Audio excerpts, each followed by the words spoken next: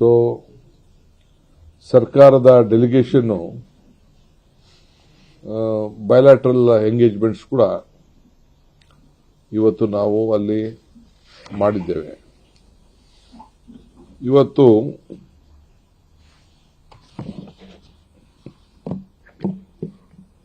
ನಾನು ಅಲ್ಲಿ ಅನೇಕ ರಾಷ್ಟ್ರೀಯ ಅಂತಾರಾಷ್ಟ್ರೀಯ ನಾಯಕರುಗಳನ್ನ, ಮಿನಿಸ್ಟರ್ಸ್ನ, ಬೇರೆ ಬೇರೆ ದೇಶದ ಮಿನಿಸ್ಟರ್ಸು ಅವನ್ನೆಲ್ಲ ಭೇಟಿ ಮಾಡೋ ಅಂತ ಒಂದು ಅವಕಾಶ ಸಿಕ್ಕಿತ್ತು.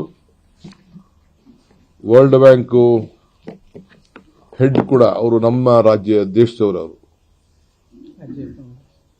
ಭಂಗ ಅಜಯ್ ಭಂಗ, ಅವನು ಕೂಡ ನಮ್ಮ ಭೇಟಿ ಮಾಡೋಂಥ ಒಂದು ಅವಕಾಶ ಇತ್ತು. ಅವರು ಕೂಡ ನಾನು ಮಾತಾಡಿದೆ. ಅವರು ಕೂಡ ಈಗಾಗಲೇ ನಮ್ಮ ಕರ್ನಾಟಕಕ್ಕೆ ಬೇಕಾದ ಸಹಾಯ ಮಾಡ್ತಾ ಇದ್ದಾರೆ. ಮುಂದಕ್ಕೂ ಕೂಡ ಮಾಡ್ತೀನಿ ಕರ್ನಾಟಕದ ಬಗ್ಗೆ ಅಂತ ಹೇಳಿ ಅವರು ಬಹಳ ಮಾಡಿದ್ರು. ಆಮೇಲೆ Mark Rutte, secretary general NATO, ex prime minister, ಹಿಂದೆ ಏನು ನಮ್ಮ ರಾಜ್ಯಕ್ಕೆ ಒಂದ್ಸತಿ ಬಂದಿದ್ರು, ನಾನು ಭೇಟಿ ಮಾಡಿದ್ದೆ. ಅವ್ರು ಕೂಡ ನಾನು ಅಲ್ಲಿಗ ಭೇಟಿ ಮಾಡಿದೆ.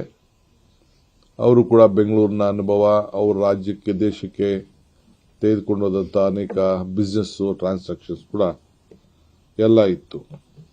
ಸೊ ಯಾರನ್ನ ನಾನು ಭೇಟಿ ಮಾಡಿದ್ದೀನಿ ಅದನ್ನು ನಿಮಗೆ ನಾನು ರಿಲೀಸ್ ಮಾಡ್ತೀನಿ, ಪಟ್ಟಿನೇ ನಿಮಗೆ ನಾನು ರಿಲೀಸ್ ಮಾಡ್ತೀನಿ.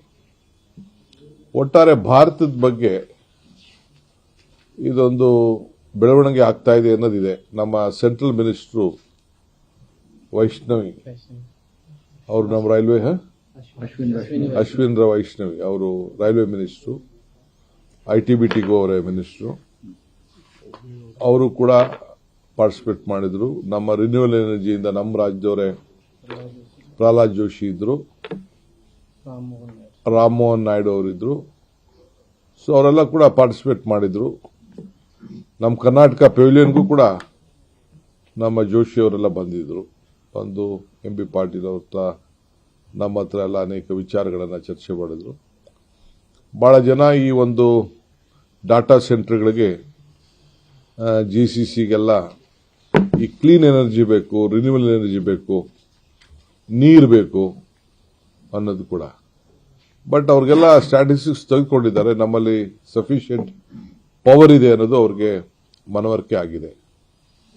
ಬಟ್ ಒಂದು ನನಗೆ ಏನು ಅಲ್ಲಿ ನೋಡಿದ್ದು, ಅವರು ಆ ಚಿಕ್ಕ ಪ್ರದೇಶದಲ್ಲಿ, ನಾನು 300 ಕಿಲೋಮೀಟರ್ ದೂರ, ಯಾರೇ ಆಗಲಿ ಪ್ರೈಮ್ ಮಿನಿಸ್ಟರ್ ಒಬ್ಬರೋ ಇಬ್ಬರೋ ಹೆಲಿಕಾಪ್ಟರ್ ಅಲ್ಲಿಗೆ ಬಂದಿರ್ಬೋದಷ್ಟೇ. ಇದರಿಂದ ಇಟಲಿ ಮಿಲಾನಿಂದ, ಇಲ್ಲ ಅಂತಂದ್ರೆ ಈ ಕಡೆ ಝೂರಿಚಿಂದ ಬಂದಿರ್ಬೋದಷ್ಟೇ. ಅದು ಬಿಟ್ರೆ ಮಿಕ್ಕಿದವರೆಲ್ಲರೂ ಕೂಡ 1-8 ಜನ ಹೆಲಿಕಾಪ್ಟರ್ ಟ್ರಾವೆಲ್ ಮಾಡಿರ್ಬೋದು ಅಷ್ಟೇ. ಎಲ್ಲರೂ ಕೂಡ ರೋಡಲ್ಲೇ ಟ್ರಾವೆಲ್ ಮಾಡೋದು. ನಾನು ಹೋಗ್ಬೇಕಾದ್ರೆ ಝೂರಿಚ್ ಮುಖಾಂತರ ಹೋದೆ, ಬರಬೇಕಾದ್ರೆ ಮಿಲಾನ್ ಮುಖಾಂತರ ನಾನು ಬಂದೆ. ಝೂರಿಚ್ಗೆ 200 ಕಿಲೋಮೀಟರ್ 250 ಕಿಲೋಮೀಟರ್ ಹೋಗ್ಬೇಕಾದ್ರೆ ಒಂದು 30-40 ಟನಲ್ಗಳಿದೆ.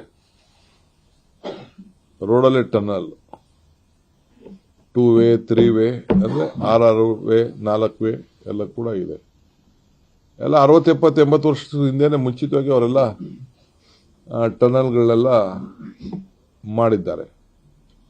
ಸೊ ಎಲ್ಲ ಕೂಡ ಅದನ್ನೆಲ್ಲ ನಾವೆಲ್ಲ ಗಮನಿಸಿದ್ದೇವೆ. ಆಮೇಲೆ ಅಲ್ಲಿ ಶಿಸ್ತು ಯಾವ ರೀತಿ ಇದೆ, ಟ್ರಾಫಿಕ್ ಸೆನ್ಸ್ ಯಾವ ರೀತಿ ಇದೆ, ಕಾನೂನಿಗೆ ಯಾವ ರೀತಿ ಗೌರವ ಕೊಡ್ತಾರೆ. ಸೊ ನನ್ನ ಮೂಮೆಂಟು ಆ ದಾವೋಸ್ ಅಲ್ಲಿ ಒಂದು 3 ಕಿಲೋಮೀಟರ್ಗೆ ಹೋಗ್ಬೇಕಾದ್ರೆ 1 ಅವರ್ ಬ್ಲಾಕ್ ಆಗ್ತಿತ್ತು. ಬರೀ 3 ಕಿಲೋಮೀಟರ್ ನಾವು ಮುಟ್ಬೇಕಾರೆ. ಕಾಂಗ್ರೆಸ್ ಸೆಂಟರ್ ಅಂತ ಅದಕ್ಕೆ ಹೆಸರು, ಕನ್ವೆನ್ಷನ್ ಹಾಲ್ಗೆ ಕಾಂಗ್ರೆಸ್ ಸೆಂಟ್ರು. ನಮ್ಮ ಕಾಂಗ್ರೆಸ್ ಅಂತಲ್ಲ, ಕಾಂಗ್ರೆಸ್ ಅಂದ್ರೆ ಎಲ್ಲ ಮೀಟಿಂಗ್ ಮಾಡೋಂಥ ಜಾಗ ಆ ಸೆಂಟ್ರಿಗೆ.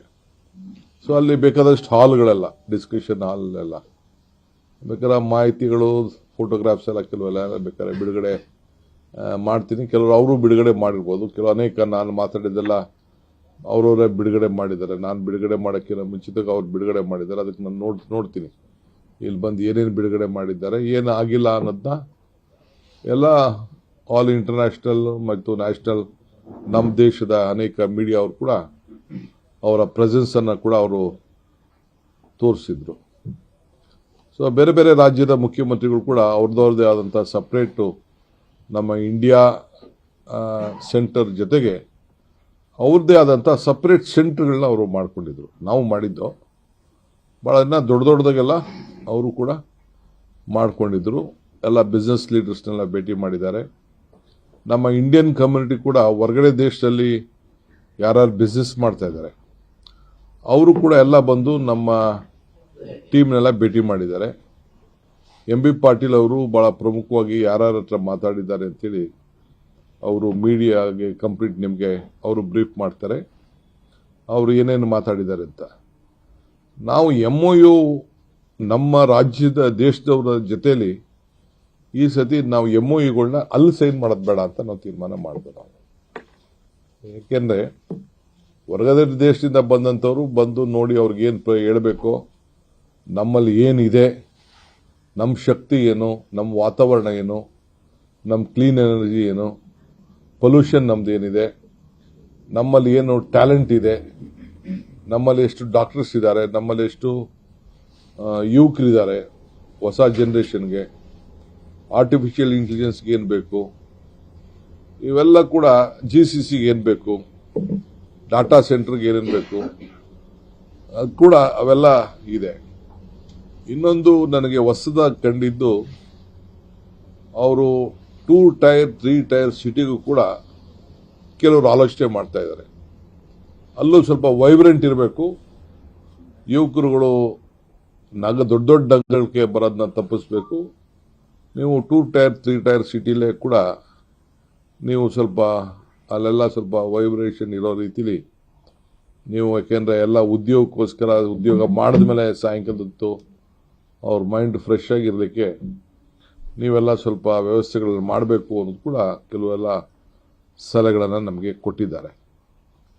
ಸೊ ಅಲ್ಟಿಮೇಟ್ಲಿ ನಾನು ಅರ್ಬನ್ ಡೆವಲಪ್ಮೆಂಟ್ ACS ನಾವೆಲ್ಲ ನಮ್ಮ BDA ಚೇರ್ಮನ್ರು ನಾವೆಲ್ಲ ಕೂತ್ಕೊಂಡು ಏನು ಮಾತಾಡಿಕೊಂಡು ಅಂದರೆ, ಇಡೀ ರಾಜ್ಯದಲ್ಲಿ ಎಲ್ಲ ಟೌನ್ಗಳಿಗೆ ನಗರಗಳಿಗೆ ಕಂಪಲ್ಸರಿಯಾಗಿ ನಾವು ಈಗಿಂದನೇ ನೆಕ್ಸ್ಟ್ 25 ಇಯರ್ಸ್ಗೆ ಮೊಬಿಲಿಟಿ ಪ್ಲಾನನ್ನು ನಾವು ತಯಾರು ಮಾಡ್ಕೋಬೇಕು. ಮಾಡಿ ಪ್ರತಿಯೊಂದು ಟೌನ್ಗಳಿಗೂ ಕೂಡ ಕಂಪಲ್ಸರಿ ಈಗಿಂದನೇ ನಾವು ರಿಂಗ್ ರೋಡ್ಗೆ ಪ್ಲಾನ್ ಹಾಕೊಳ್ಬೇಕು. ಏಕೆಂದರೆ ಟೈಮ್ ಈಸ್ ಮನಿ. ಟೈಮ್ ಯಾರು ವೇಸ್ಟ್ ಮಾಡ್ಕೊಳ್ಳೋಕ್ಕೆ ಇಷ್ಟ ಇಲ್ಲ. ಈಗಿಂದನೇ ನಾವು ಅದಕ್ಕೆ ಮೊಬಿಲಿಟಿಗೆ ಅವ್ರಿಗೆ ಯಾವ ರೀತಿ ಗ್ರಿಡ್ ಏನೇನು ವ್ಯವಸ್ಥೆ ಮಾಡಬೇಕು. ಸೊ ಇಲ್ಲಂಗೆ ನಾವು ಈ ಫೆರಿ ರಿಂಗ್ ರೋಡ್ಗಳನ್ನ ಬಿಸ್ನೆಸ್ ಕಾರಿಡಾರ್ನ ಏನೋ ಮಾಡದೆ ಹಂಗೆ ಬಿಟ್ಬಿಟ್ಟಿದ್ದೀವಿ. ಆ ಥರ ಆಗಬಾರ್ದು. ಈಗಿಂದನೇ ನೋಟಿಫಿಕೇಶನ್ ಆಗಬೇಕು. ಅದನ್ನು ನಾನು ನಮ್ಮ urban development minister, rural development minister ಮತ್ತು ಮುನ್ಸಿಪಲ್ ಅಡ್ಮಿನಿಸ್ಟ್ರೇಷನ್ ಮಿನಿಸ್ಟ್ರು ಸದ್ಯದಲ್ಲೇ ಒಂದು ಮೀಟಿಂಗ್ ಮಾಡಿ ಆ ಸಂಬಂಧಪಟ್ಟಂಥ ಅಧಿಕಾರಿ ಮಾಡಿ ಈ ಪ್ಲಾನಿಂಗ್ ಏನಿದೆಯಲ್ಲ ಟೌನ್ ಪ್ಲಾನಿಂಗು ಅದನ್ನು ಅಟ್ಮೋಸ್ಟ್ ಪ್ರಯಾರಿಟಿಗೆ ನಾವು ಇದ್ರ ಬಗ್ಗೆ, ಏಕೆಂದರೆ ಅದನ್ನು ಭಾಳ ದೂರವಾಗಿ ಆಲೋಚನೆಯನ್ನು ಮಾಡ್ತಾ ಇದ್ದಾರೆ. ಸೊ ಎಲ್ಲ ನಗರಗಳಿಗೂ, ಚಿಕ್ಕ ನಗರ ಇರ್ಬೋದು ದೊಡ್ಡ ನಗರಕ್ಕೆ ಈಗಿಂದನೇ ಆ ರೀತಿ ಬೆಳವಣಿಗೆ ಆಗೋಂಥ ಸಂದರ್ಭದಲ್ಲಿ ನಾವು ಅದಕ್ಕೆ ತಯಾರು ಮಾಡ್ಕೊಳ್ಬೇಕು.